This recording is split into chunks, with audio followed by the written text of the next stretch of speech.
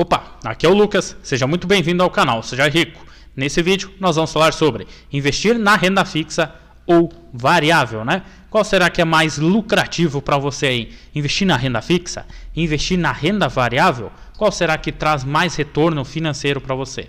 Um ou outro, né? Então, esse vídeo, né, sobre investir na renda fixa ou variável foi sugerido pela Ana Paula. Então, né, eu vou mencionar para vocês a respeito, a minha opinião, trazendo aí alguns comparativos para sua tomada de decisão. Sim, quem toma a decisão é você, tá? Eu vou mencionar como é que funciona cada um, vou comparar um com o outro, mas quem decide qual dos investimentos vai fazer é você, certo? E lembrando, assim como a Ana Paula fez sugerindo esse vídeo, você também pode sugerir um vídeo, quer vir aqui nos comentários, sugira aí, coloca o tema que você quer que eu traga no vídeo, que eu vou anotar, vou gravar o vídeo e em breve eu solto aqui no canal para vocês, beleza? Então, investir na renda fixa ou variável. Antes de iniciarmos o vídeo, peço para você a moedinha de troca. Qual moedinha que é? Vem aqui embaixo, curte o vídeo, dá o like no vídeo, se inscrever no canal, assim como também ativar o sininho para você ser notificado quando tiver saindo vídeo novo. Muito obrigado pelo seu like, pela sua inscrição. E veja bem, qualquer dúvida que você tiver durante o vídeo, seja ela sobre o vídeo ou sobre investimentos, vem aqui nos comentários, escreva suas dúvidas que eu vou ler e vou responder todos vocês, certo?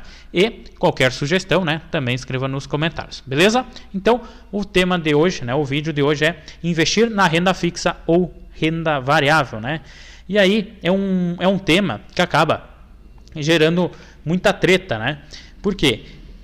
Tem a galera que prefere ficar apenas na renda fixa, investir na renda fixa. E tem o pessoal que prefere, né, investir apenas na renda variável, certo? Então, tem ambos. E tem o pessoal também que investe uma parte num, uma parte no outro. Lucas, qual é o melhor? Bom, aí tem que ser balanceado a sua carteira de investimentos. Por quê?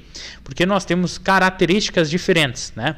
Por exemplo, investimentos da renda fixa, eles costumam ter uma rentabilidade, não é bem fixa, né? Se for um pré-fixado é fixo, tá? Se não for um pós-fixado, por exemplo, que é um CDI ou uma IPCA, ele vai render, lógico, positivamente, entretanto, não vai ser todo mês, vai ter o mesmo crescimento, mas vai estar crescendo e o risco, veja bem, o risco da renda fixa é bem baixo, tá? Porque a renda fixa costuma ter o FGC, né? FGC, que é o Fundo Garantidor de Crédito, a qual protege seu dinheiro, né? Por CPF, no caso, R$250 mil por instituição financeira e até R$1 milhão se forem 4 ou mais instituições financeiras. Lucas, como assim proteção? Vamos supor, eu investi no Banco A R$200 mil e o Banco A decretou falência. O FGC vai me proteger os meus R$200 mil. Ah, Lucas, e o rendimento desses 200 mil? Ele também vai proteger, desde que se encaixe até os 250, certo? Então, a renda fixa, ela tem um risco muito menor. E ela não tem aquela oscilação, né, geralmente não tem, dela se tornar negativa, que acontece na renda variável, né? Então, na renda variável, tem essa possibilidade. Então, o que acontece? Renda fixa é mais seguro, o risco é bem mais baixo, é mais tranquilo, praticamente sempre vai estar crescendo, né? Indiferente do valor, mas vai estar crescendo positivo, certo? Ok. Já a renda variável, nós temos o seguinte aspecto. Ela vai ter, o próprio nome diz, variável, então ela vai variar do quê? De preço. Então nós temos, por exemplo, uma ação. Essa ação dessa uma empresa A, por exemplo, ela pode, no mesmo dia, valorizar 5% e no mesmo dia cair 5%. Pode acontecer. Então, dependendo do tempo, ela vai estar variando de preço. Vamos supor, a ação da empresa A está a R$10. Ok.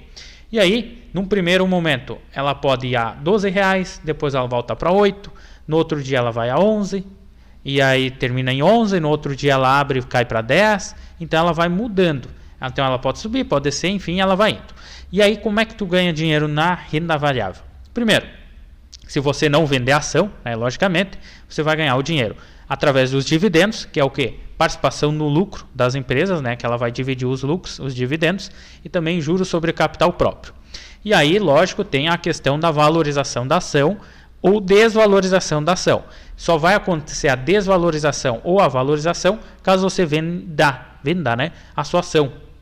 Se você não vender, ela está ali no preço, enfim, e aí conforme vai passando o tempo, ela pode voltar a subir de novo, sem problema nenhum, certo? Beleza.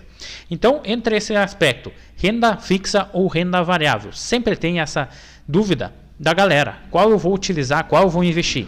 E aí entra alguns pontos. Por exemplo, agora em 2023, nós estamos ainda com taxa Selic alta. Taxa Selic em 13,75. Sim, se não me engano é a quinta ou sexta reunião do cupom que foi mantida a taxa Selic em 13,75. Então ela está elevada. Lucas, vai cair quando? Estão esperando a parte fiscal, né, do ministro da Economia, né, da Fazenda lá, enfim, a parte fiscal, para ver se realmente vai fazer com que controle a inflação, beleza? E a tendência é a taxa Selic cair. Agora, se o que for apresentado a parte fiscal não for interessante e o risco de inflação for elevado, a taxa vai se manter assim e talvez até suba. Tá? Então, com a taxa Selic elevada, a renda fixa leva vantagem sobre a renda variável. Por quê? Porque você vai ter ali rendimentos pagando 15%, 16%, 18% ao ano, que está acontecendo nesse momento. E se você for comparar com a renda variável, aonde tem ações, lógico, tem ações que pagam muito bem. A Petrobras, se não me engano, no ano de 2022, pagou mais de 20% de dividendo. Ou seja, a Petrobras pagou muito mais do que a renda fixa. Entretanto, a maioria das ações pagou 5%, 6%, 8%, 10%, 11% de dividendo. Então, se você for comparar o dividendo da maioria das empresas, vamos supor que a média dos dividendos das empresas foi de 10%, está abaixo do que a renda fixa está pagando de hoje, 13%, 14%, 15%. Então, por isso, nesse momento, muita gente prefere renda fixa. Tá? E aí entra outro detalhe. Mas, Lucas, valorizou as ações? A maioria não. E agora eu vou levar vocês à tela para ficar mais claro ainda para vocês esse entendimento. Antes de fazer agora o comparativo com a tela aqui com um monte de números e gráficos, eu peço para você o seguinte, presta atenção aí. Se você quer aprender um método para ficar milionário com criptomoedas, aprender mais de 20 formas de gerar R$3.000 de renda fixa por mês, além de aprender educação financeira, investimentos da renda fixa, renda variável, criptomoedas, terrenos e também imóveis, vem na descrição desse vídeo tudo sobre investimentos. Clique lá para saber mais a respeito, beleza? Então, como mencionado, nós estamos aqui, agora estou aqui numa corretora e vou mostrar para vocês, primeiramente aqui na parte da renda fixa. Pego a própria calculadora, temos aqui uma oferta, por exemplo, de um CDB. Esse aqui é de 4 anos, 112% CDI. Mas eu não preciso utilizar esse aqui. Eu vou utilizar o exemplo do Sofisa. Tá? Talvez você já tenha escutado falar sobre o Banco Sofisa. Ele tem um CDB que paga 110% CDI com liquidez diária. 110% CDI é 1,1. Eu multiplico pelo valor do CDI atual de 13,65. Eu tenho que o Sofisa está pagando 15,01% ao ano. Ah, Lucas, mas tem imposto? Tudo bem. Vamos descontar o imposto referente a um ano, 17,5%. Eu tenho então 12,38% de rendimento para o CDB Sofisa com liquidez diária hoje. Tá? Ele é maior do que a média dos 10% do dividendo pagados pelas empresas? Sim, por isso que a renda fixa nesse momento leva vantagem, certo? Nesse momento leva vantagem. Outro ponto, está aqui a renda variável. Certo? Aqui está uma parte, né, das ações. Como você pode ver aqui no ano, ó, temos queda na Vale, temos queda na Petrobras, temos queda no Bradesco, isso aqui é do ano, tá? E aqui no lado do mês, ó, 6 e pouco na Petrobras, algumas subindo, né? Magalu chegou a subir bem esse ano.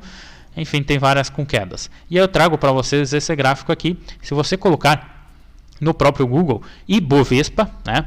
Que é o que? É a B3, né? A Bolsa Brasileira.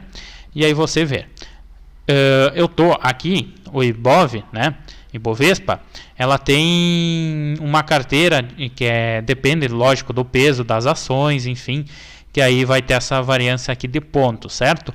Porém, na maioria das vezes, isso aqui está condizente com a maioria das ações durante esse período de tempo.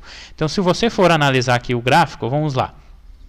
Pegando aqui, maio de 2006... 14 anos, aliás, 17 anos atrás, Ibovespa estava ali 39 mil pontos. Hoje a 101 teria 60% de valorização, né?